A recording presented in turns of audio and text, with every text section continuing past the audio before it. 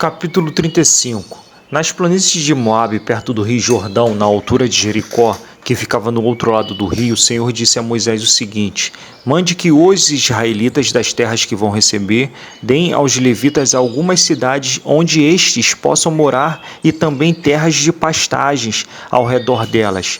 Essas cidades serão dos levitas, e eles morarão nelas. As terras ao seu redor serão para o gado, para as ovelhas e as cabras, e para os outros animais. Os pastos ficarão em volta de toda a cidade, numa distância de 450 metros a partir da muralha. Todo o terreno formará um quadrado de 900 metros de cada lado, isto é, medirá a mesma coisa a leste e a oeste, ao norte e ao sul. A cidade ficará no meio e os pastos ficarão em volta. Deem aos levitas 6 cidades para fugitivos. Se um homem sem querer ou por engano matar alguém, poderá fugir para uma dessas cidades. Além dessas, vocês darão aos levitas 42 cidades.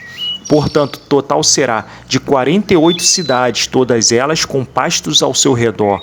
O número de cidades de levitas em cada tribo será determinado pelo tamanho do seu território, isto é, dos territórios maiores será escolhido um número maior de cidades e dos territórios menores, menor número de cidades.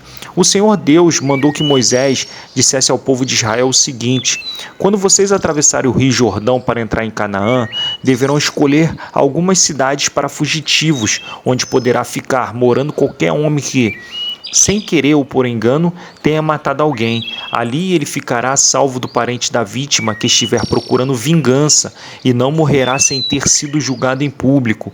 Escolham 6 cidades para fugitivos, 3 a leste do rio Jordão e 3 na terra de Canaã. Essas 6 cidades serão de refúgio, tanto para os israelitas como para os estrangeiros que moram com vocês, seja só por algum tempo, seja para sempre. Quem tiver matado alguém sem querer ou por engano poderá ficar refugiado ali. Se um homem ferir uma pessoa com um objeto de ferro ou com uma pedra ou com um pau e causar a morte dessa pessoa, ele é culpado pelo crime e será condenado à morte. Quando o parente mais chegado do morto encontrar o assassino, deverá matá-lo. Se um homem empurrar o outro com ódio ou jogar alguma coisa contra ele com má intenção e ele morrer, ou se um homem esmurrar um inimigo e este morrer, o culpado será morto, pois é um assassino. Quando o parente mais chegado do falecido encontrar o assassino, deverá matá-lo. Mas pode acontecer que alguém sem querer empurre o companheiro que não era seu inimigo ou atire sem má intenção alguma coisa contra ele. Pode acontecer também que alguém sem ver atire uma pedra que venha a cair em cima de alguém e cause a sua morte. Porém, os dois não eram inimigos e quem matou não fez isso de propósito. Nesses casos, o povo julgará a favor do que matou sem querer e não a favor do homem que era responsável por vingar a morte do seu parente.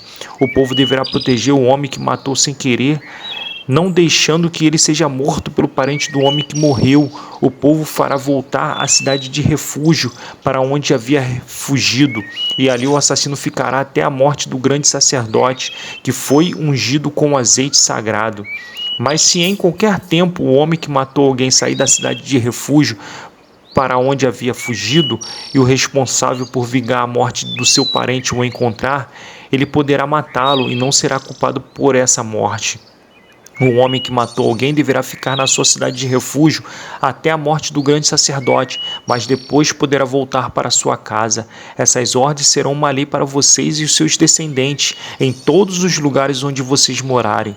Quem matar uma pessoa será condenado à morte, conforme o que 2 ou mais testemunhas disserem. Uma testemunha só não basta para condenar alguém à morte. A vida de um criminoso condenado à morte não pode ser comprada com dinheiro, ele será morto.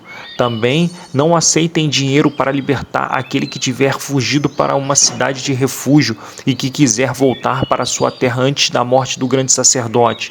Portanto, não profanem com crimes de sangue a terra onde vocês vivem, pois os assassinos profanam o país. E a única maneira de se fazer a cerimônia de purificação da terra onde alguém foi morto é pela morte do assassino.